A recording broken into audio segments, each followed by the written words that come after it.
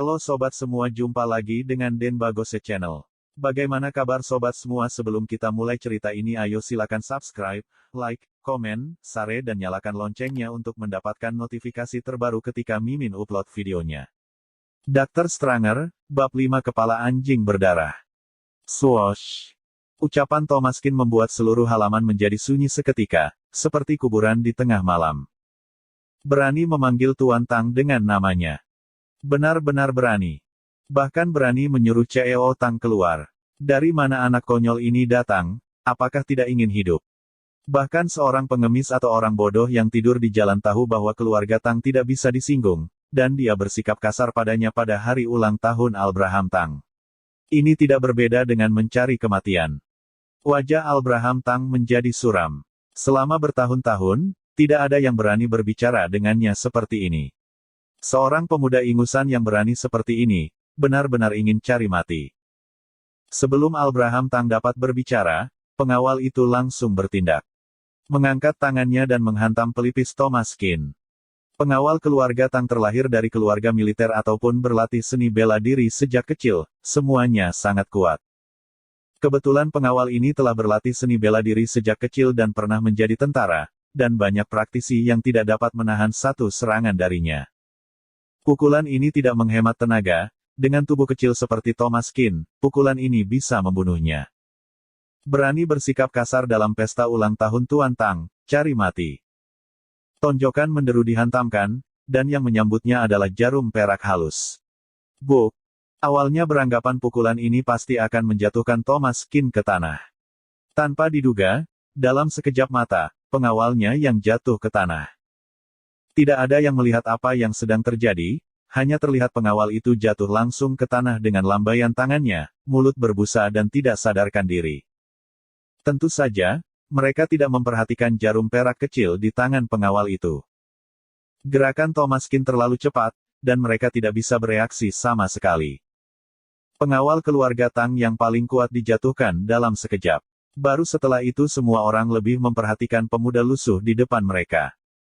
Terlihat pemuda itu membawa ember di tangannya, ember itu berisi cairan merah yang berbau busuk. Abraham Tang mengerutkan kening, wajahnya sedikit berubah. Siapa kamu? Berani bersikap kasar di rumah keluarga Tang kami. Thomaskin mengangkat kepalanya, matanya dingin. Aku mengatakannya untuk terakhir kali, bergulinglah.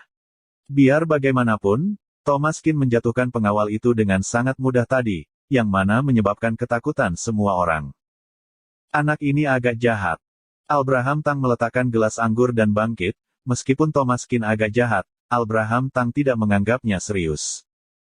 Selangkah demi selangkah, dengan kepala terangkat tinggi, dia berjalan menuju Thomaskin dengan sikap sebagai calon kepala keluarga dari 4 keluarga terbesar. Berani bikin onar di pesta ulta aku, kamu berani sekali.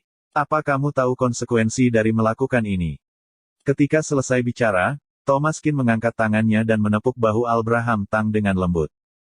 Tepukan ini tampak ringan. Saat jatuh di bahu Abraham Tang, terasa sangat berat. Buk! Dengan tepukan dari Thomaskin, Abraham Tang tiba-tiba berlutut di tanah, lututnya membentur ubin lantai, membuat suara nyaring. Semua orang melongo. Tuan Tang berlutut. Rasa sakit di lututnya menyelimuti seluruh tubuhnya. Abraham Tang gemetar kesakitan, wajahnya memerah, dan giginya gemetar. Tekanan lembut dari Thomaskin tadi bagaikan tertindih gunung, dia tidak memiliki kemampuan untuk melawan.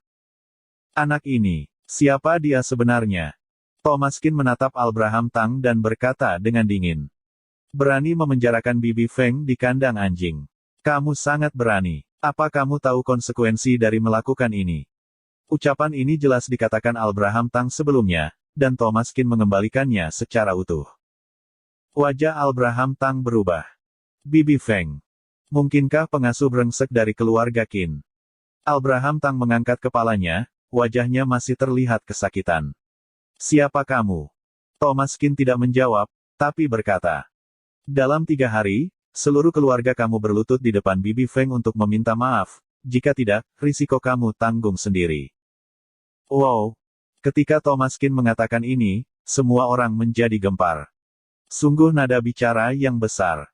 Menyuruh seluruh keluarga Tang berlutut dan meminta maaf. Kamu pikir kamu siapa? Thomas Kin berkata lagi, aku dengar hari ini adalah hari ulang tahun kamu, jadi tidak mudah untuk datang dengan tangan kosong, jadi aku kirim kamu kepala anjing berdarah. Saat dia berkata, Thomas Kin mengangkat ember darah anjing segar di tangannya dan memiringkannya perlahan.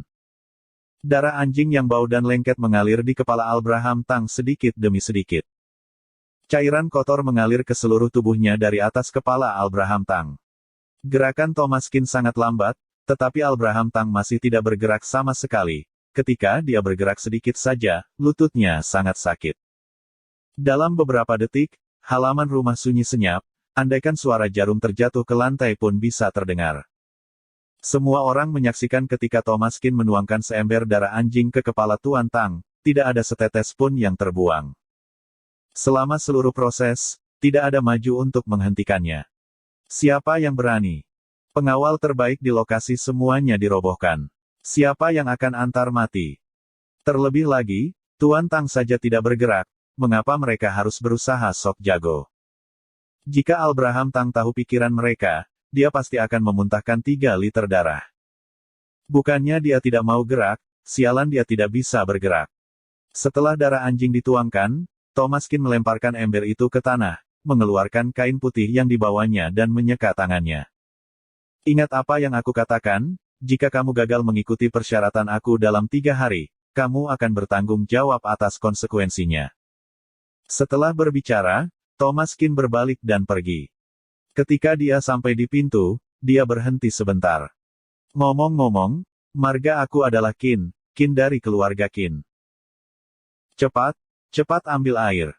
Setelah Thomas Kin pergi untuk waktu yang lama, semua orang baru sadar dan dengan cepat mengambil air untuk membilas Abraham Tang. Cepat bantu Tuan Tang bangun. Semua orang menahan bau darah anjing dan membantu Abraham Tang berdiri. Pada saat ini, kaki Abraham Tang telah kehilangan rasa, dia bahkan tidak merasakan sakit apapun. Kakinya empuk dan bergoyang, seolah-olah bukan kakinya. Tulang di lututnya pasti hancur. Jika tidak dirawat tepat waktu, khawatirnya akan lumpuh. 120, cepat telepon 120. Abraham Tang dan pengawalnya segera ditarik ke ambulans.